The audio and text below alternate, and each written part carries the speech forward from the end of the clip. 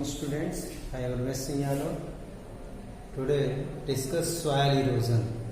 Soil erosion किसे कहते हैं? मृदा अपरदन।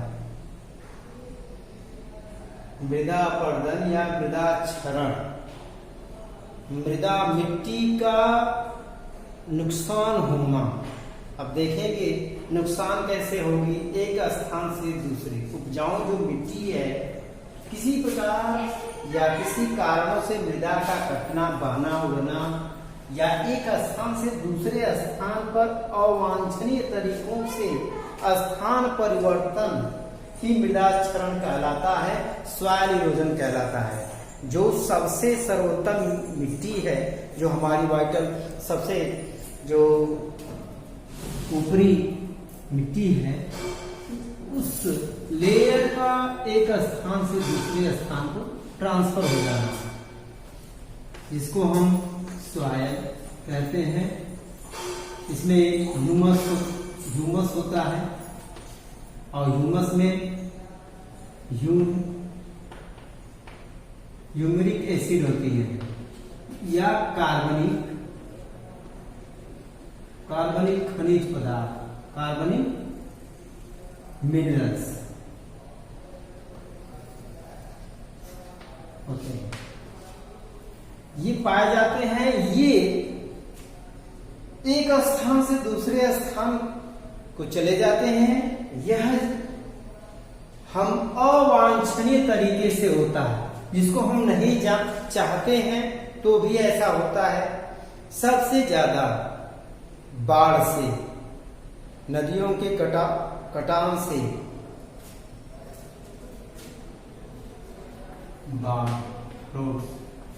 बाढ़ के द्वारा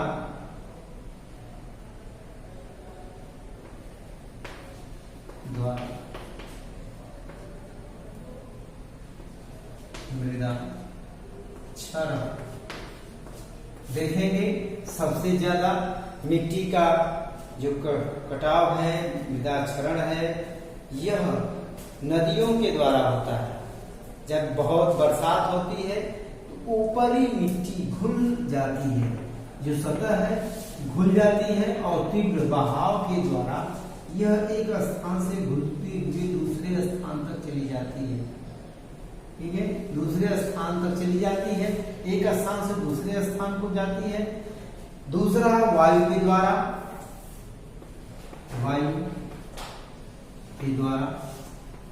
मतलब तीव्र हवाएं, तीव्र जो हवाएं हैं, इसके द्वारा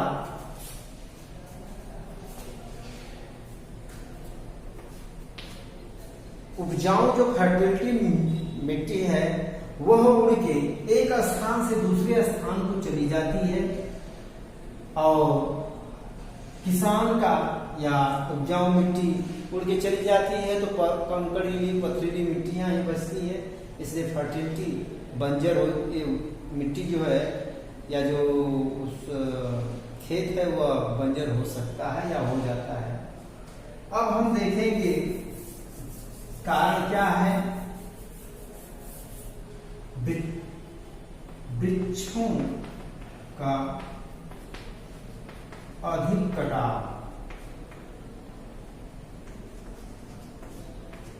वृक्षों का अधिक कटाव या जिसे हम डिफॉरेस्टेशन कह सकते हैं, वनों का उन्मूलन, डिफॉरेस्टेशन, वृक्षों का अधिक कटाव। वृक्ष जो है, जो हमारी उपयोगी मिट्टी है, उसकी जड़ें उस मिट्टी को पकड़े रहती हैं, बांधे रहती हैं। जैसे पेड़ है, इसकी जड़ें सॉइल पार्टिकल्स को पकड़े रहती हैं, और जब ये पकड़े रहती है तो पानी इधर से उधर चला जाता है, ये बहने नहीं देती है। और जब ये वृक्ष नहीं होते, मृत हो जाते हैं, कट जाते हैं, तो साफ सुथरा सरफेस आ जाता है। ऊपर से रेन हो रहा, बरसात हो रही है तो भी इनकी तीव्र गति होती है, आते हैं ऊपर से बरसात हो रही है तो ये जो है यहाँ बूंदे जो पड़ती हैं मंद गति से पड़ती हैं जब वृक्ष रहेंगे तो, नहीं तो डायरेक्ट आएंगी, छपाव सा उसमें आवाज गिरेगी और ये घुलित हो जाएंगे और इसके साथ रंग जो वाटर फ्लोट्स है बहुत तीव्र गति से होगा, नहीं तो ये स्लो गति से मोशन से उड़ते बहते हुए जाते हैं। अब हम देखते हैं कि कुछ पौधे जो हैं चारागाह,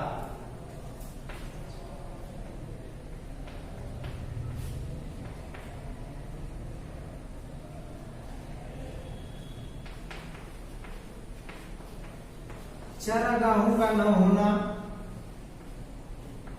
या उसका उचित मेड़बंदी या पशुओं को चराना,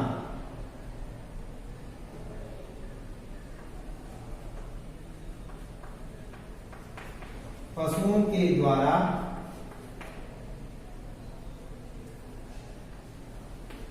खेतों को चराना। इसका मतलब है जब हम पशुओं के द्वारा चराते हैं तो पशुओं के खुर से, उनके पैरों से मिट्टी कट जाती है, पौधे की जड़ें जो घास फूस है वो भी कट जाते हैं, मृत हो सड़ गल जाते हैं और उनके द्वारा कटाव होता है, पानी लगता है, घुल के बहता है। तो जो छोटे छोटे पौधे घास, जैसे घास है, घास,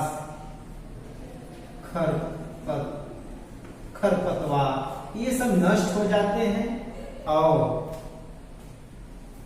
जब इनकी जड़ें मिट्टी के सरफेस को, सतह को पकड़े रखती हैं, लेकिन ये जब कट जाती हैं तो ये ओपन नग्न हो जाती है सरफेस और वहां से मृदा का बहुत ही अधिक क्षरण होता है, कटाव होता है। उसी प्रकार वायु जो तीव्र गति से चलती है, जब हम देखते हैं कि इसकी जुताई मई जून में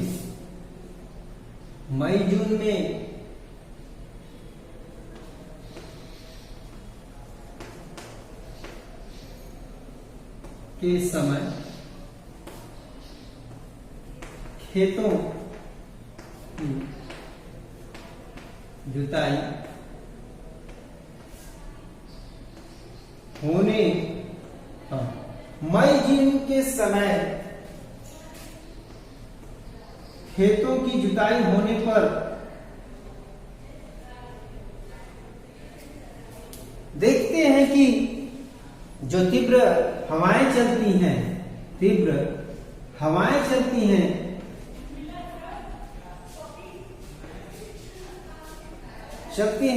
उसके द्वारा ये इनके सरफेस से होकर टच होती हैं और आधी तूफान का रूप धारण किए रहती है और उसमें देखेंगे कि यह हवाएं अपने साथ मिट्टी के कण को, धूल को लेकर एक स्थान से दूसरे स्थान को लेके चली जाती हैं।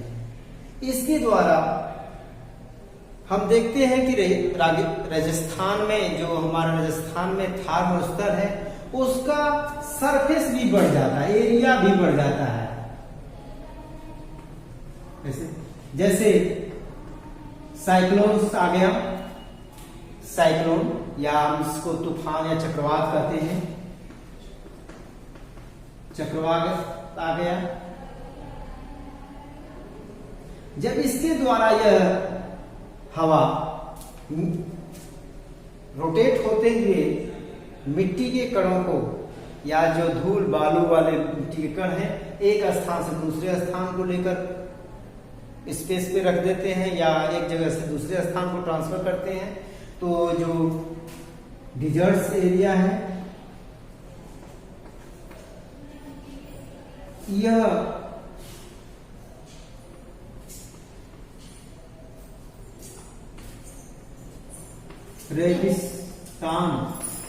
रेगिस्तान का विस्तार हो जाता है।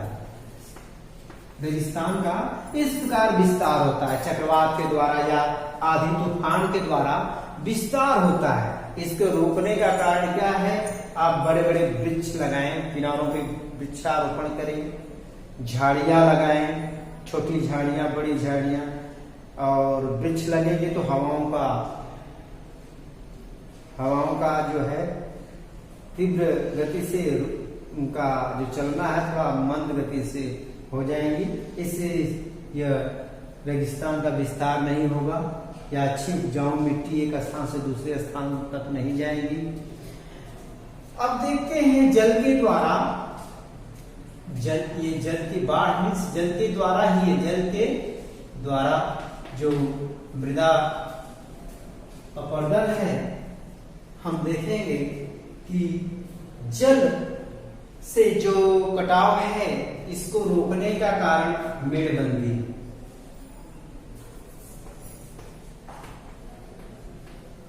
मेड़बंदी करना, मेड़बंदी करने से जो मिट्टी है एक स्थान से दूसरे स्थान को नहीं जाती है और जल का वेग जो होता है, गति जो है कम हो जाती है। क्या हो जाती है? तीव्रता, जल का जो वेग है तीव्रता कम हो जाती है। जल की तीव्रता क्या हो जाती है? कम हो जाती है। और मेड़बंदी या बांध बांधना, डैम बांधना, ये सब इसका कारण है। डैम भी बना सकते हैं और इसमें कई कारण हैं। फसलों को फसल चक्र का उपयोग करना, क्या करना?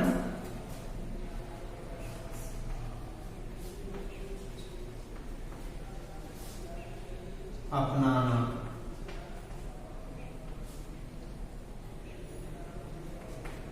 उपयोग, अपनाना में उपयोग करना या फसल चक्र के द्वारा अपनी फसलों को संरक्षित करना।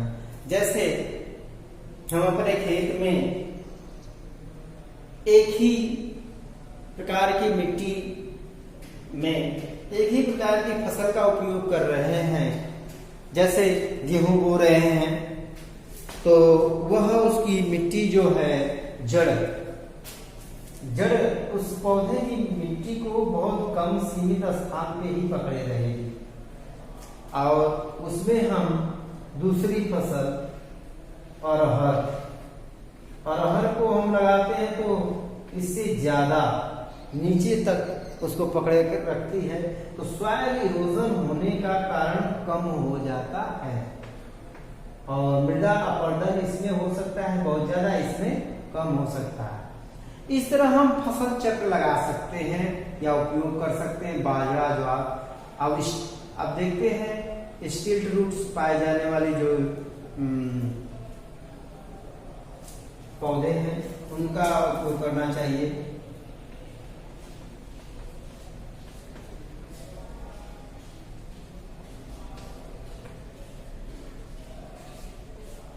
स्तंभी जड़ें,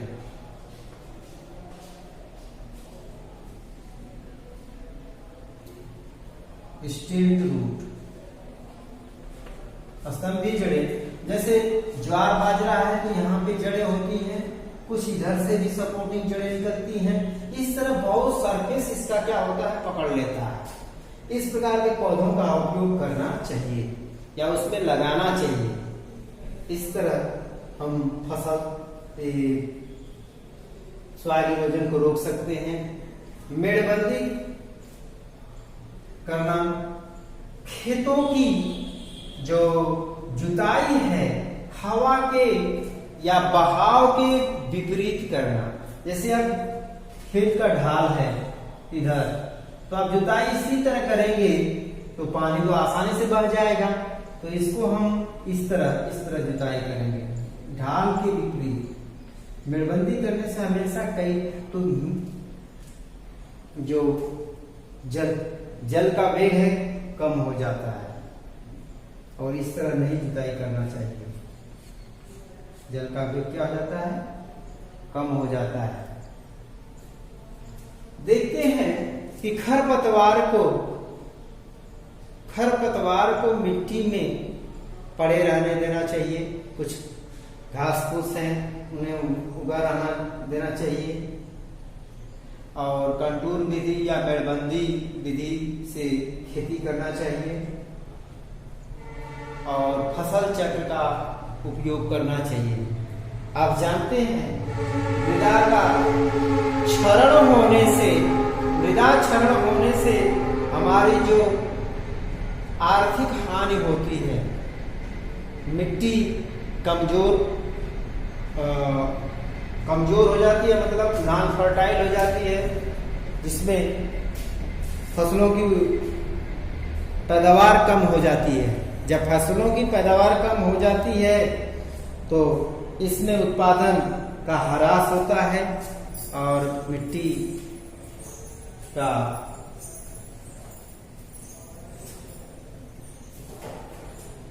इसी प्रकार से क्षरण होता है और इसे